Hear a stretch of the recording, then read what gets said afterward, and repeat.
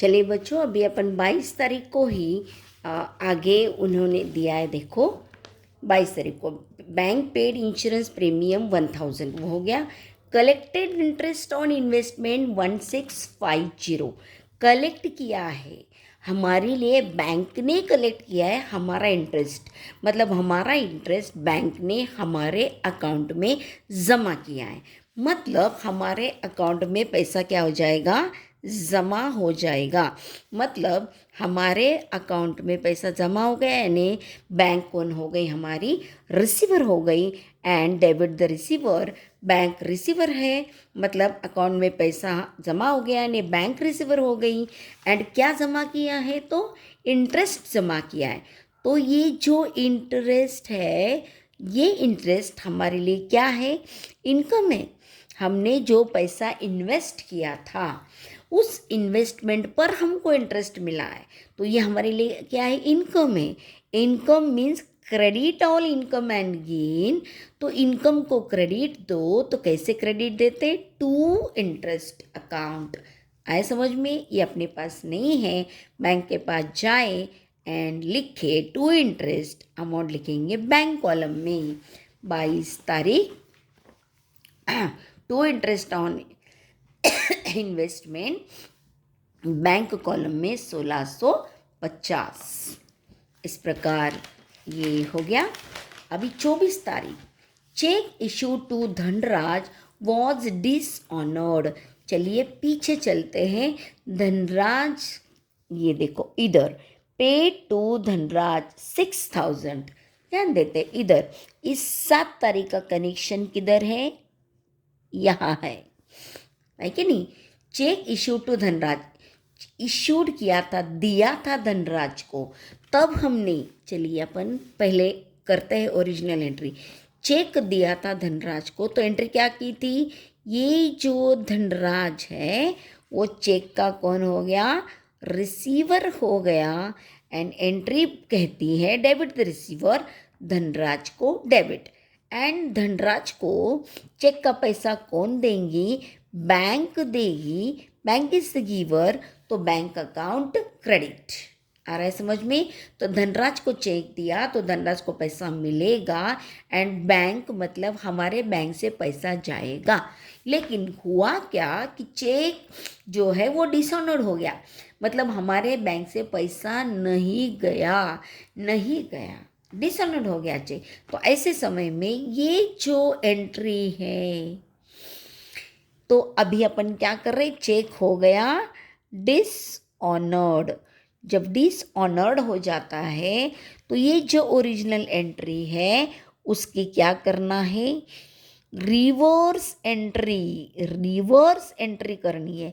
उल्टी, रिवर्स यानी उल्टी। उल्टी क्या, धनराज को डेबिट है तो क्रेडिट दे, बैंक को क्रेडिट है तो डेबिट दे। तो रिवर्स एंट्री पास हो जाएगी। अपन देंगे, क्या देंगे, बैंक को देंगे डेबिट, बैंक अकाउंट डेबिट, और ये जो धनराज को देंगे क्रेडिट। धनराज को दे रहे हैं क्रेडिट, दिया। अब अपन बैंक के डेबिट में जाके टू धनराज एंड अमाउंट वो जो है, अब यहाँ अमाउंट भी नहीं दिए तो अमाउंट के लिए भी पीछे जाएंगे। कौन, कितनी थी, 6000। तो बैंक के डेबिट में टू धनराज, देखिए इधर, इधर ये बैंक, ये डेबिट साइड, एंड लिखा है to Dhanraj and amount bank के कॉलम में 6000। तो इस प्रकार ये वाला भी ट्रांजैक्शन हो गया। अब आगे, Gupta, Gupta stores directly deposited into our account 7500। तो गुप्ता स्टोर जो है उन्होंने डायरेक्टली हमारे अकाउंट में पैसा क्या कर दिया, जमा किया। तो क्यों जमा किया होगा, हमने उसको माल सेल किया होगा, वो हमारा कस्टमर है, उन्होंने क्रेडिट में माल बेचा था, उसने हमको पैसा नहीं दिया था। अब डायरेक्टली हमारे अकाउंट में पैसा क्या किया, जमा किया। तो चलिए बैंक में पैसा जमा किया, कहाँ जमा किया, बैंक में पैसा जमा किया, मतलब पैसा कहाँ गया, बैंक के पास, यानी पैसे का रिसीवर कौन हो जाएगी, बैंक हो जाएगी। एंड आप जानते हैं डेबिट द रिसीवर, बैंक को डेबिट दो। एंड पैसा किसने दिया, गुप्ता स्टोर ने दिया। किसने, गुप्ता स्टोर ने दिया तो गुप्ता स्टोर कौन हो गया? गिवर हो गया। एंड नियम है क्रेडिट द गिवर, गिवर को क्रेडिट दो, यानी गुप्ता स्टोर को क्रेडिट दो, तो टू गुप्ता स्टोर। बैंक में पैसा गया क्योंकि डायरेक्ट गुप्ता ने बैंक में भर दिया तो हमारे अकाउंट में पैसा जमा हो गया, तो बैंक हो गए रिसीवर। गुप्ता ने पैसा दिया तो गुप्ता हो गया giver, debit the receiver and credit the giver. अब अपन जाएंगे बैंक के डेबिट में। टू गुप्ता स्टोर 26 तारीख को टू गुप्ता स्टोर बैंक में भर दिया है, तो बैंक के कॉलम में 7500। अब ये समझना बहुत ज़रूरी है। Last deposited cash in excess of देखो 3920, क्या बोल रहे हैं वो? 3920। इससे ज़्यादा जो कैश है वो क्या करना है? आपको बैंक में डिपॉजिट करना है। ये ध्यान से समझेंगे, इसको देखेंगे। इधर हमने करके रखा है, आपको एक्सप्लेन कर रहे हैं। ये कैश है हमारे पास, कितनी कैश है? 13,000, 2200, 6,545। टोटल कैश हमारे पास कितनी आई? इतनी है, 21,745। आ रहा है समझ में? कितनी कैश है? 21,745। ठीक है, इतनी cash, cash comes in, debit what comes in. अब देखो, अब अपन देखेंगे ये कौन सी तारीख का? 30 तारीख का। 30 तारीख तक मत जाना, इधर देखना इधर। इतनी कैश अपने पास आई और गई कितनी? ये इसको मिला देंगे तो कितनी टोटल आ रही? मैंने इधर की है 1 2 3। समझ में आ रहा है? इसकी टोटल हो गई 7,825। तो इस टोटल में से मतलब देखो, इतनी कैश आई, इतनी कैश 1 2 3 मतलब ये इतनी कैश गई। कैश आई, ये देखो, ये मैं इधर चाहे तो लिखती हूँ, कम्स इन। इतनी cash I, debit what comes in, 1 2 3 यानी इतनी कैश क्या हो गई? गई, गोज आउट। आई, गई, तो अपने पास कितनी बची? ये बची 13,920। इतना बैलेंस अपने पास बचा।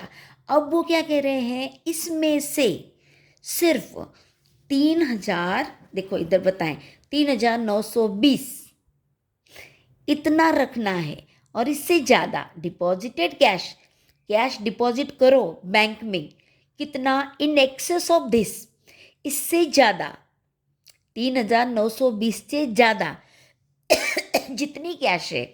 अब देखो अपने पास कितना है? अपने पास कितनी कैश है? 13,920। अपने को बैलेंस कितना रखने को बोल रहे हैं? 3,920, बराबर है। मतलब ये कितना आ गई? 10,000। ये 10,000 क्या है? ज़्यादा है। क्या बोल रहे हो? इतने कैश में से इससे ज़्यादा कितना हो गया? इतना। इतनी कैश जो है बैंक में क्या करो बोल रहे? डिपॉजिट करो। बैंक में क्या करना है? डिपॉजिट करना है। अभी आप जानते हैं 30 तारीख का ट्रांजैक्शन अभी हम करेंगे। बैंक में डिपॉजिट करना है मतलब कैश कहाँ जाएगी? बैंक में जाएगी। बैंक में जाएगी तो बैंक इज़ द रिसीवर मतलब बैंक को डेबिट। और क्या जाएगी? कैश जाएगी मतलब कैश गोज आउट। कैश क्या हो रही है? जा रही है। नियम में क्रेडिट व्हाट गोज आउट, तो कैश को देना है क्रेडिट, बैंक को डेबिट, कैश को क्रेडिट। कितनी कैश भरनी है अपने को?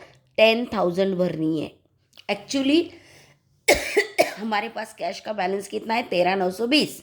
लेकिन 3,920 अपने पास रखो कैश इन हैंड, एंड इतनी कैश बैंक में भर दो। तो भर दी बैंक में।